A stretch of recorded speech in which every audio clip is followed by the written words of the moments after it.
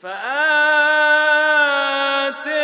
الله ثواب الدنيا وحسن ثواب الآخرة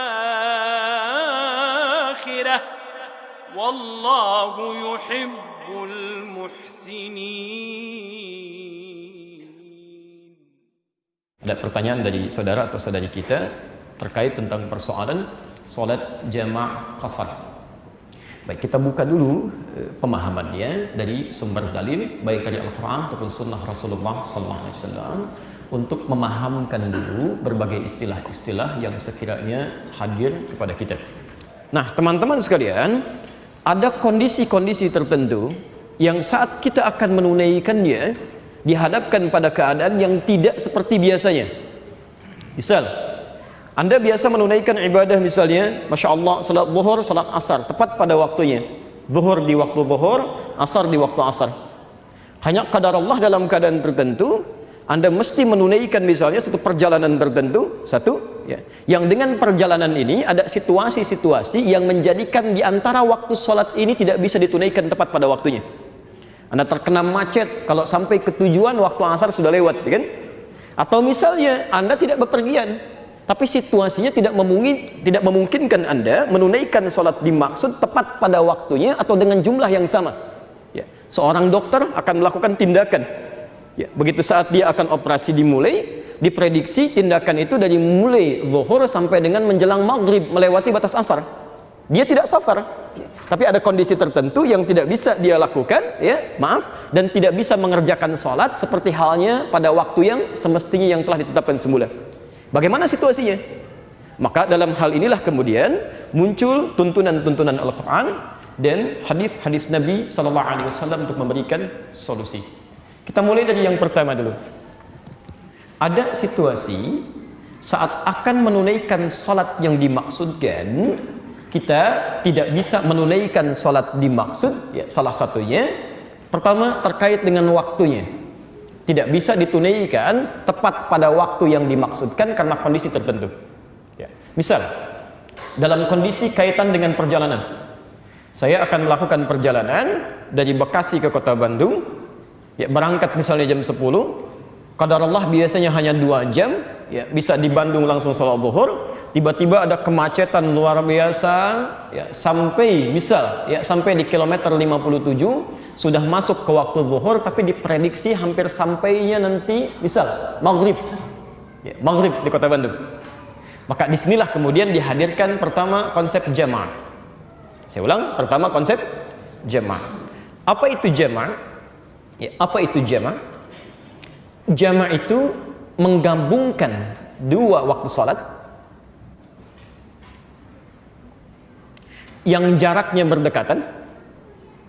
Saya ulang, menggabungkan dua waktu sholat yang jaraknya berdekatan untuk dikerjakan di salah satu waktunya.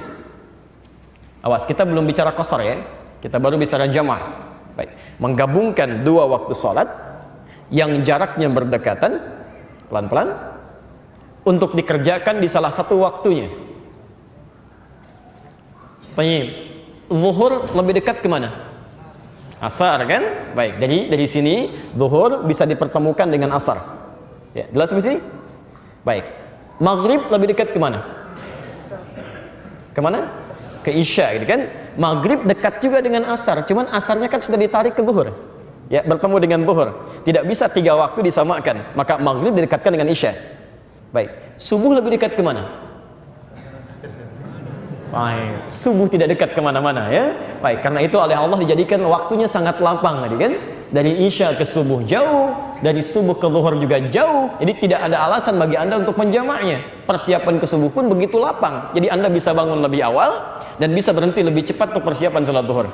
Jadi jangan mengada-ngada besok saya jamak isya dengan subuh sekaligus, gitu kan? Supaya bangunnya enak, tidak ada, kan? Di konsep ini Anda perhatikan, tidak ada jamak sholat subuh dengan yang lainnya. Alhamdulillah. Baik, jelas, ya? Jadi jama' itu menggabungkan dua waktu salat yang berdekatan, dikerjakan di salah satunya. Baik, sekarang kita ambil contoh misalnya. Zuhur kita gabungkan dengan asar. Ya, zuhur gabungkan dengan asar. Menggabungkan disebut apa tadi? Jama'. Anda tarik waktu asar ke waktu zuhur. Diawalkan. Dalam bahasa Arab sesuatu yang diawalkan disebut dengan takdim. Maka muncul istilah di sini jamak takdim, menggabungkan dua waktu sholat dikerjakan di waktu yang pertama, di awal. Jelas di sini? Ingat betul ya, saya tidak ingin Anda menghafal istilah tapi memahami istilahnya, maksudnya kemana. Jika Anda akhirkan sholat zuhurnya ke waktu asar, Anda kerjakan di saat asarnya, diakhirkan. Dalam bahasa Arab sesuatu yang diakhirkan disebut dengan takhir. Ya, maka muncul istilah di sini jamak takhir, yaitu menggabungkan dua waktu sholat dikerjakan di waktu terakhirnya. Jelas di sini? Baik. Nah, Bapak Ibu sekalian, pelan-pelan menjamak sholat itu sekiranya bisa dikerjakan dalam waktu yang luang. Begitu Anda istirahat, saya nggak buru-buru lah, gitu kan? Nyampe di Bandung maghrib juga nggak ada sesuatu yang dikejar. Maka dalam waktu yang luang ini, Anda tidak harus mengurangi jumlah rakaatnya, tapi bisa dikerjakan secara sempurna. Misal, yang zuhurnya 4, yang asarnya 4. Maka di sini yang disebut dengan jamak kamil, jamak sempurna. Kondisi kedua, saya mau perjalanan ke satu tempat, mau ke Lampung misalnya. Flight pertama untuk penerbangan di waktu siang berlangsung schedule-nya jam setengah 1, jam 12.30. Ke Lampung itu kalau menggunakan pesawat, qadarullah itu paling lama 30 menit. 26 menit, 30 menit langsung landing, gitu kan? Hanya waktu zuhurnya jam 11 sekarang misal 38. Ya, kadang-kadang semakin naik 11.50, gitu ya. Anda masih punya kesempatan sholat di situ untuk menunaikan sholat zuhur. Tapi yang jadi masalah kadang-kadang saat menunggu misalnya sampai ke iqamatnya ditunaikan 4 rakaat, orang sudah masuk ke pesawat. Kalau Anda selesaikan sampai 4 rakaat, ya Anda bisa ketinggalan pesawat. Ya. Bagaimana solusinya di sini? Sementara situasi yang lain, ketika Anda terbang ke Lampung, landing jam berapa tadi? Misal jam 1:30 gitu kan? Baik, waktu asar sudah tiba apa belum? Belum. Bahkan asar di sana itu lebih lambat 8 menit dibandingkan dengan Jakarta atau Bekasi. Jadi kalau sekarang asarnya misal kita jam 14.55, di sana jam 3:03 gitu kan? Masih ada 2 jam di sana, asarnya belum tiba. Maka dalam kondisi ini Anda tidak harus menarik sholat asar ke sholat zuhurnya, tapi dengan kondisi Anda tidak bisa menyempurnakan zuhur 4 rakaat, maka Anda bisa kurangi jumlah yang 4 itu menjadi 2 rakaat. Itu yang disebut dengan qashar. Kita ingin perbaiki dulu pemahaman masyarakat. Ada yang berpemahaman kalau setiap jamak mesti qashar, atau setiap qashar mesti jamak, kan? Awas, ada situasi yang Anda bisa jamak saja, ada situasi yang Anda bisa qashar saja di sini. Kita bacakan ayatnya. Bismillahirrahmanirrahim. Fa idza darabtum fil ardi falaysa 'alaikum junahun an taqsuru minas shalah. Satu kondisinya. Lihat kalimatnya. Maka jika Anda sedang beraktivitas di muka bumi, bisa sedang berpergian, sedang beraktivitas, kan? Falaysa 'alaikum junahun an taqsuru minas shalah. Maka tidak ada salahnya bagi Anda, tidak ada dosa bagi Anda, jangan merasa bahwa tidak sempurna kalau perjalanan aktivitas yang dilakukan menjadikan Anda mesti mengurangi jumlah bilangan rakaat sholat. Disebut dengan qashar. Qashar itu menyingkat. Di Al-Quran sudah memberikan isyarat ada kondisi-kondisi tertentu yang menjadikan sholat kita mesti diringkas. Baik. Tadi yang pertama sholatnya apa namanya? Jama'. Oke. Yang kedua apa tadi istilah Qurannya? Qashar. Ini yang pertama, ini gabungan, menggabungkan 2 waktu salat dikerjakan di salah satunya. Ada yang diawalkan disebut takdim, diakhirkan disebut dengan takhir. Qashar, ini istilah Quran. Quran surah ke 4 ayat 101, kan? Posisi paling kiri sebelah bawah. Ya. Wa idza darabtum fil ardi, kalau Anda melakukan perjalanan aktivitas di muka bumi, falaisa 'alaikum junahun an taqsuru minas shalah. Ada situasi-situasi yang menjadikan Anda bisa menyingkat waktu salat dan tidak ada salahnya di situ. Enggak ada dosa, kan? Baik. Muncul istilah qashar. Menyingkat. Baik. Perhatikan pelan-pelan ayat ini. Perhatikan pelan-pelan, ya. Satu, ada kalimat qashar, menyingkat. Salat apa yang disingkat dan menjadi berapa rakaat saat kita akan menyingkatnya? Karena di sini Quran tidak menjelaskan, kan? Baik, kira-kira yang bisa dikosor salat apa saja? Berapa rakaat? Tahu dari mana? Kita lihat ke Ibnu Majah nomor hadis 871 dari Ibnu Umar. Oke. Ada hadis riwayat Ibnu Umar radhiyallahu taala anhuma, kan? Riwayat disambungkan atau disebutkan oleh Ibnu Majah di kitabnya nomor hadis 871, itu yang paling utama yang tadi saya katakan garis bawahi. Kata beliau, sahibtu Rasulullah sallallahu alaihi wasallam fi safari. Saya seringkali menemani Rasulullah sallallahu alaihi wasallam dalam satu perjalanan yang cukup jauh. Hati-hati, fala yazidu ala rak'ataini. Maka beliau tidak pernah menambah dalam salatnya lebih dari 2 rakaat. Lebih dari 2 rakaat. Baik. Maka kalimat hadis ini memberikan kesan kepada kita, salat yang disingkat itu jumlah bilangannya dijadikan menjadi berapa rakaat? 2 rakaat. Ini satu. Apa yang disingkat? Apa yang disingkat?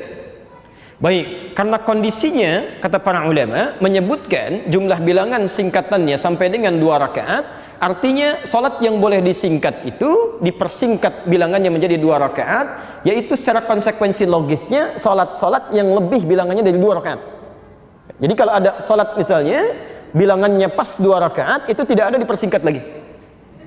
Jelas ya? Sekarang yang di atas 2 rakaat itu apa saja salatnya? Baik, zuhur ini kan 4 rakaat, kemudian asar berapa rakaat? 4 rakaat, maghrib 3 rakaat, kemudian isya berapa? 4 rakaat. Fokus teman-teman sekalian. Jadi diisyaratkan oleh hadis Nabi sallallahu alaihi wasallam riwayat Ibnu Umar menyingkat salat yang bilangannya lebih dari 2 rakaat menjadi berapa? 2 rakaat. Apakah semua salat ini boleh disingkat jadi 2 rakaat? Ternyata tidak. Pada prakteknya Nabi menjadikan salat-salat ini menjadi 2 rakaat jika, awas catat ini, jumlah bilangan salatnya lebih dari 2 rakaat dan sifatnya genap bukan ganjil. Kita lihat yang genap di sini, zuhur genap 4 berarti bisa ya? Asar bisa. Maghrib 3 rakaat bentuknya atau sifatnya ganjil, jadi tidak bisa mengqashar salat maghrib. Gak ada maghrib bagi 2, 3 bagi 2, 1,5 gitu kan? Begitu ruku langsung salam, itu tidak ada. Oke? Nah, pelan-pelan isya bisa. Jadi kita bertemu sekarang ya, kita paham ya? Baik. Kalimat qasar dalam Al-Qur'an menyingkat waktu salat, jumlahnya 2 rakaat. Berapa yang disingkat ditemukan dalam riwayat hadis, salat-salat yang lebih daripada 2 rakaat dengan bilangan yang genap. Jelas di sini? Jelas. Teruskan. Dalam kondisi apa kita kemudian bisa mengqasar salat? Satu, bahasa Qur'annya, idza darabtum fil ardi, jika Anda sedang beraktivitas di muka bumi, ya, melakukan perjalanan, ya, diistilahkan dalam bahasa hadis safar.